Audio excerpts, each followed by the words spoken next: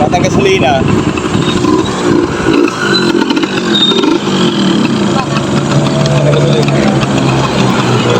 Kaya. Hindi ka karera ka gano'n. Ay, maabak ka ha. Maaba ka kanuwan. Ano ulam natin? Papandarin ko lang yung Honda. Baka sakali magka... Paandarin mo din yung isang, yung motor ko na isa nyamot Flat doon. lang yun. Pwede pa yun. Matigal-tagal lang.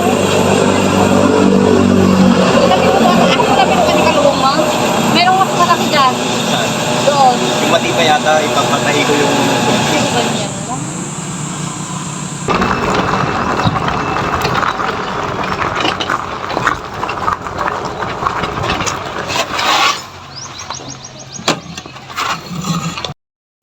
Honda 155 Lodi. Bali taon na hindi umandar to. Ayan. Kita naman sa decals kung anong model yan. Kita ko sa makina ay okay pa, intact pa. Halos original yung makina niya. Ayan. Kung sa mga wirings naman, replacement na yung CDI niya. Aftermarket na yan. Yung mga placer niya, may iba na yung mga bracket. Tail light, wala na rin, durog na rin siya. Ito, papakinabangan pa to. Ayusin lang yan. Sa harapan naman, wala na siyang mudguard o yung tapaludo. Wala na. Bali, yung kanyang mga fork, tsaka kung ano-ano pa dyan, ay intact pa. All original sa harapan. Yung mga hub, kung ano-ano pa, original. Sa likod ay hindi na. Aftermarket na yung hub niya sa likod. Papaandarin natin siya, Lodi. Ang una lang naman titignan dito, Lodi, tangke. Siyempre sa taon na hindi umandar yan, sigurado puro kalawang na yan. Carburetor. Ayan, check din yung carburetor. Kuryente, kung may kuryente. Sa kuryente, Lodi, ay malakas. Bali, itong carburetor, di natin sigurado. Baka puro amido na yan. Tangke.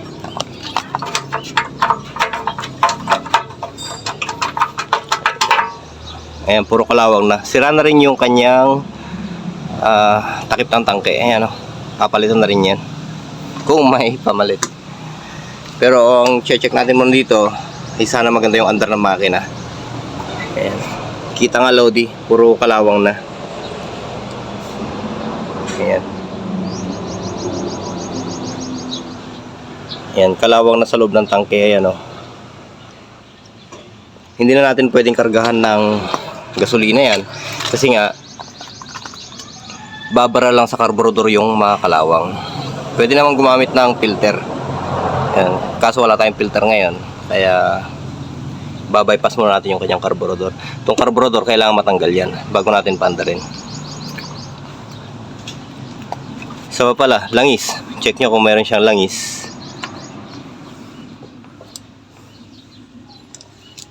Okay, yung kanyang dipstick ay medyo walang umaabot na langis. Putol yung kanyang dipstick.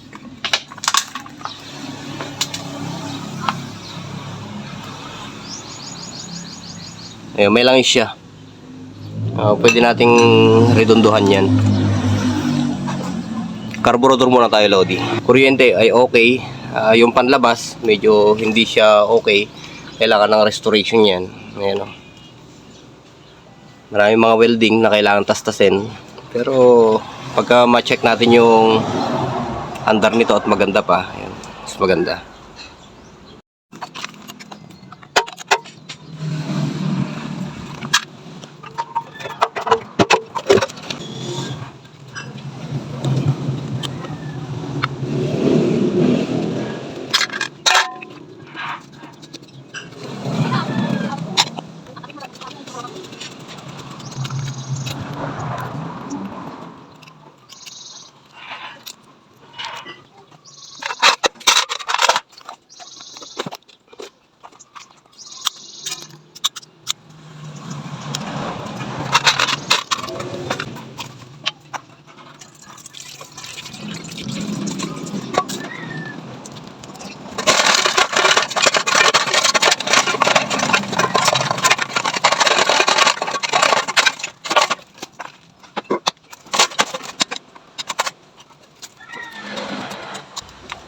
Crudo yun, Lodi, yung pinalinis natin.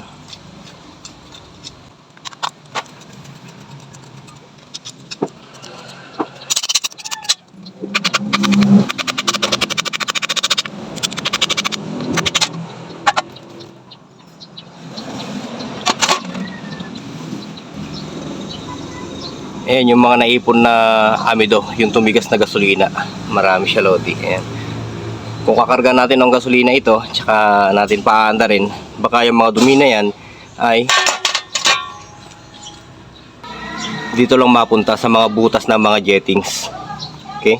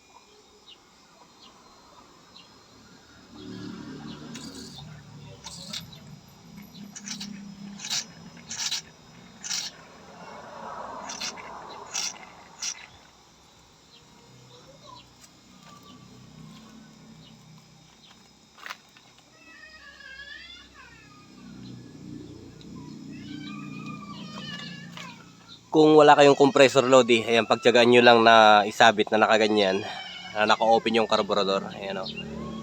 Para matunaw niya yung mga tumigas na amido o kaya yung mga galing sa tangki na dumi. Ayan, mapalambot niya. Ayun, maibuhos niya. Ayan, oh. Pagka wala kayong compressor Lodi, medyo matagal nga lang yung ganyang proseso Lods, ano? Kasi nga sasabit mo siyang ganyan na barado. Ayan, pagka dumaloy na yung gasolina, ayan, may kakayahan yung gasolina para tumunaw ng mga, depende kung anong klaseng tumigas na dumi yan. Okay?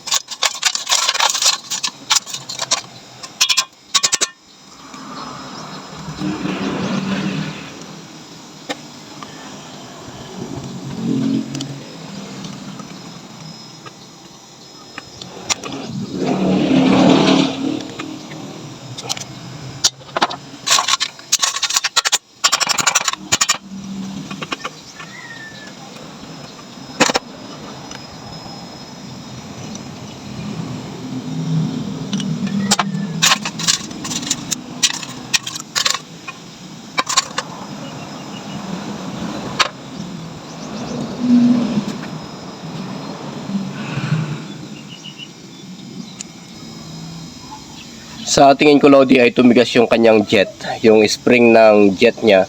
Ayan, oh, yung valvula na yan, siya yung humaharang sa gasolina para maiwasan yung overflowing. Ito siya, ito yung tumigas sa kanya, oh. Hindi na naglalaro to. Pero baka sakali Lodi, pagka gasolina na yung dumaloy dito, ay maglaro na yung kanyang spring. Ayan. Dito kasi yan eh. Ayan. Siya yung katulong ng floater para maisara niya yung gasolina na pumapasok pagka puno na yung baso ng carburetor ito. Ayan. Siyempre pagka puno na ito, ayan. Pagka puno na yan, lulubog naman to. Ayan, oh. Para itulak niya yung jet na yon, ito. Para dituloy-tuloy yung gasolina. Pinaka-automatic na check valve niya yan. Pero sa ngayon ay subukan ko muna siya na ganyan kasi pang testing lang naman eh. Mayroon kasi pagka itinulak ko ito, ayan, kung sakali man na itulak ko to ngayon at lumubog, lalong hindi ko mapapandar yung makina ng Honda na to. Kasi nga pagka nakalubog na yan, tuloy-tuloy na yung agos ng gasolina dito. Mag-overflow na yun. Kaya sa ngayon, ganyan muna. Habang wala pa tayong pamalit na jettings niyan.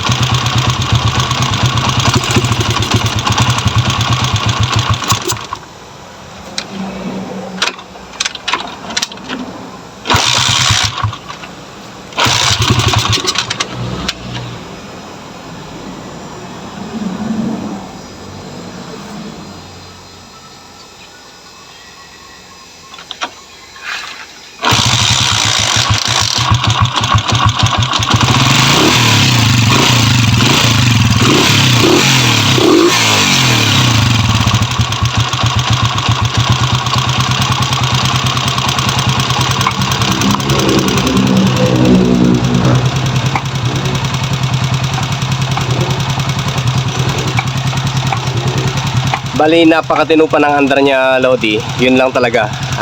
Doon lang tayo nahirapan. Itong ginawa natin dito ay port testing lang naman eh.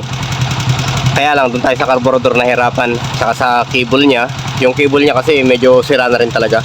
Kaya yun, nagbawas tayo kanina ng panglabas doon sa cable para humaba lang yung kable. Yung lagatak niya o yung lagitik ng makina, normal lang yun, baka sa tune up lang. Malaki lang siguro yung gap niya. Pero naka-minor siya ngayon. Napakaganda ng kanyang minor. Ayan. Maganda pa yung andar ng makina. Yun nga lang, yung panlabas lang. Ayan o. Talagang napabayaan din itong motor na to. Napakatino ng andar niya. Tsaka nung nirevolution natin siya, Lodi, hindi naman siya umuusok. Talagang yung dumi lang ng tambutso yung lumalabas sa kanya.